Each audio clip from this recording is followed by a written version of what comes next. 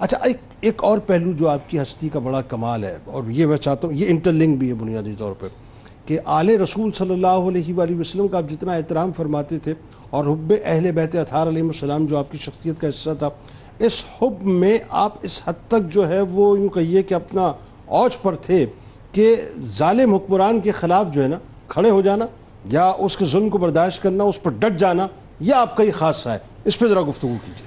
بسم اللہ الرحمن الرحیم. کریم آقا صلی اللہ تعالی علیہ وسلم کا فرمان علی شان ہے کہ ادبوا اولادکم علی ثلاث خصال. اپنی اولادوں کو 3 چیزیں سکھاؤ: حب نبیکم وحب اہل بیتی وقراءۃ القرآن. اپنے نبی کی محبت سکھاؤ، اپنے میرے اہل بیت سے محبت سکھاؤ، اور قرآن مجید کی ان کو تلاوت سکھاؤ. حضرت امام مالک رحمۃ اللہ تعالی علیہ، کیونکہ آپ کی والدہ کا ذکر ہوا کہ آپ عابدہ تھیں، پھر مدینہ پاک کے رہنے والے، پھر محدث بھی ہیں، فقیہ بھی ہیں، تو اہل بیت اطہار کی محبت تو آپ کی گھٹی کے اندر شامل ہے. اللہ اکبر.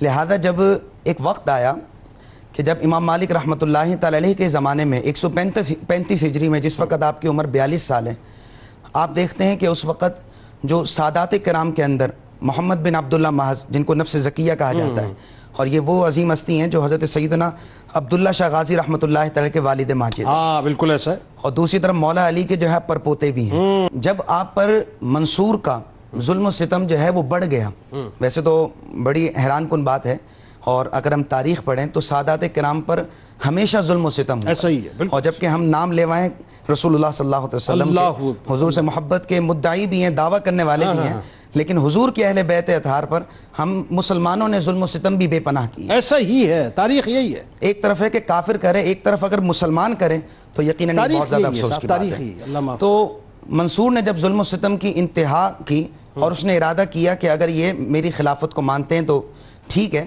فبیہا، اگر نہیں مانیں گے تو ان کو شہید کر دیا جائے گا. اور اس نے اس حوالے سے جو ہے باقاعدہ جعفر بن سلیمان کو مدینہ پاک کے اندر اس نے ذمہ داری لگائی.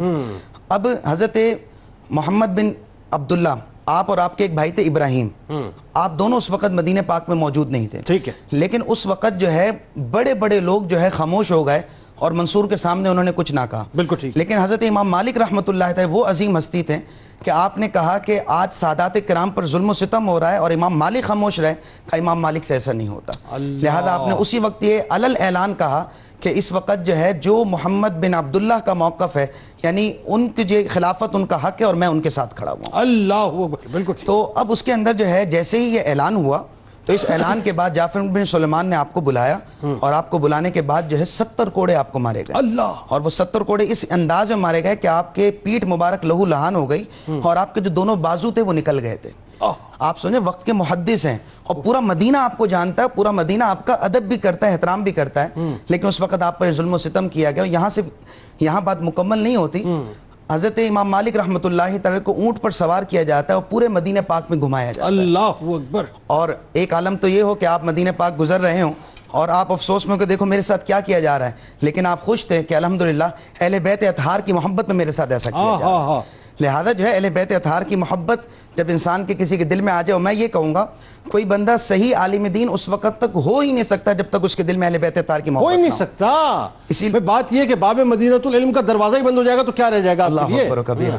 اس لیے تو اگر قریب زمانے کی بات کی جائے تو مجدد العصر اعلی حضرت امام احمد رضا خان فاضل بریلوی رحمۃ اللہ تعالی علیہ، آپ عالم دین بھی تھے، لیکن آپ کیا ارشاد فرماتے ہیں، تیری نسل پاک میں ہے بچہ بچہ نور کا، تو ہے عین نور تیرا سب گھرانہ نور کا.